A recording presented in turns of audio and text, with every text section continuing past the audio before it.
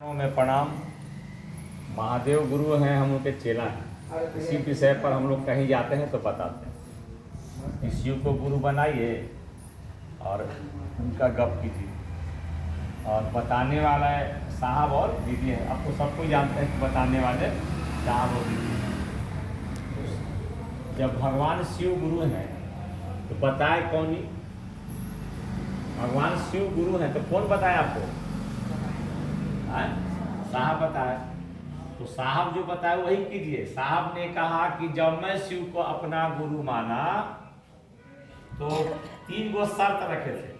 पहला क्या रखे थे कि महादेव फोटो में अगर आप आइएगा तो आपको हम नहीं मानेंगे। क्या है कि महादेव का रूप बनाकर प्रेत इनको ठग लेता था। शरीर था शिव का और आचरण था प्रेत का। दूसरा क्या बोले थे, साधु के रूप में आइएगा तो नहीं माने, क्योंकि साधु इनको बड़ी ठगा था। और तीसरा क्या हुआ कि पहले के जो गुरु बताए थे आज के बाद हम नहीं करेंगे। तो हरिंदर भैया ये बात बोले कि 3 गो सूत्र और 3 गो शर्त। 3 सूत्र क्या था? तो दया मांगना, महादेव को याद कीजिए, उनके चरण पर जाइए और मन ही मन कहिए कि हे शिव आप मेरे गुरु हैं, मैं आपका शिष्य हूँ, मुझ इस पर दया कर दीजिए। कहने लगेगा ना, धीरे धीरे कहने लगेगा तो कहते कहते मन में शिष्य भाव जगने लगेगा। जगता है जैसे कैसे जगता है? आप मैके से ससुराल आई तो शुरू देखने खराब लगता है, नहीं लगता है कि परिवार तो क्या है बराबर होता है।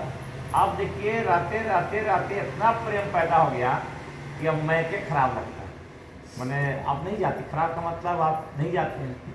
तो शिव चर्चा करते करते करते करते लगेगा ना कि सब दुनिया बेकार है, महादेव अच्छा है। ये मन पर चढ़ेगा, पर चढ़ता है ना। जैसे आप देखिए गांव में कभी कभी कि कुछ बच्चा को बदमाश बना दिया जाता है। बच्चा आपका शरीफ था और संगत लग गया खराब बच्चा के साथ, तो धीरे धीरे वो खराब उसका संगत होता है कि नहीं होता है? और वैसे सब पर होता है। तो अगर महादेव से दया मांगते मांगते आपके मन में अंदर से माने खुशी होगी कि लगेगा कि सच में महादेव दया करते, हम सोचते हम करते हैं। जैसे उदाहरण के तौर पर एक आदमी है जिसको रहने का घर है, उसका घर थोड़ा खराब है, तो महादेव से कहेगा ना कि महादेव दया से निकल तो घर दे देते कि दुनिया ना हंसी खबरा कि रोबे में लगल एगो महादेव का घर दे, चाहे जैसे बन गया। फिर एगो बेटा कहीं पढ़ावे ला तो महादेव ऐसा करती ना तो हमें पढ़े फिर लाख बनना। तो महादेव क्या करेंगे कि बेटों के आपको बढ़िया करेंगे, कर दें कि नहीं करते। फिर आप बोलिएगा कि महादेव सवेरे रात में खाएगा, सवेरे की खर्ची घर में जाते मैंने अनाज भी रहता है। तो महादेव से कह दिया तो मिल गया। तो जब ये मिलने लगा तब आपको लगेगा कि हम जो कहते हैं उसे सुनते हैं। काहे सुनते हैं कि जब चेला मजबूत होगा गुरु के प्रति, जैसे चेला का मन माने शिष्य का मन गुरु के प्रति ज़्यादा रहेगा तो चेला मजबूत होते कि ना होते। जो बच्चा किताब लेकर पढ़ रहा है तो अच्छा विद्यार्थी बनेगा कि नहीं बनेगा? हैं? और घर में किताब रख के और आपका बेटा भाग गया गुल्ली डंडा खेल के, तो नहीं कहते कि दम ना पढ़े, ही बोलते हैं। और आप ही घर में कोई बेटा आया स्कूल से और फिर कुछ खाया फिर पढ़ने बैठ गया तो नहीं कहते कि बिना कहे ही पढ़ते रहता है, होता है। तो बिना कहे आपको शिव चर्चा में जाने का मन करते, बिना कहे दूसरे को बताना शुरू कर दिया तो अंदर से क्या होगा? अच्छा लगेगा।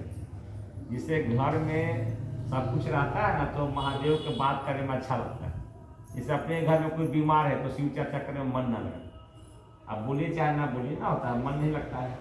तो गुरु चर्चा क्या करेगा कि आपको धीरे धीरे शिव बना देगा। तब लोग कहेगा कहा हुआ महादेव के हाल चाल नहीं पूछता होते, मजाक ही करता है कहा हुआ। और उन्हीं चर्चा में चली नहीं छोड़ दो चर्चा पूछ तो बगल का तो हो गलवा अब पूरी दुनिया नहीं चलेगा। अरे ताकत देता है हाँ, कौन करेगा आपको? मजाक नहीं उड़ा रहा है, आपको ठीक कर रहा है। आप वही है कि आप चर्चा में चलते हैं चलाने के लिए। तो शिव चर्चा करने लगेगा तो हम और आप शिव की जब बात करने लगते तो समय का पता नहीं पता चलता है। यानी कि दोनों का मन दोनों गुरु भाई का मन शिव की परिधि में चला गया। एक ऐसा तारतम्य स्थापित हुआ कि बेचारा को समय का पता नहीं चलता है और गप करते रहता है। तो साहब बोले कि जो महा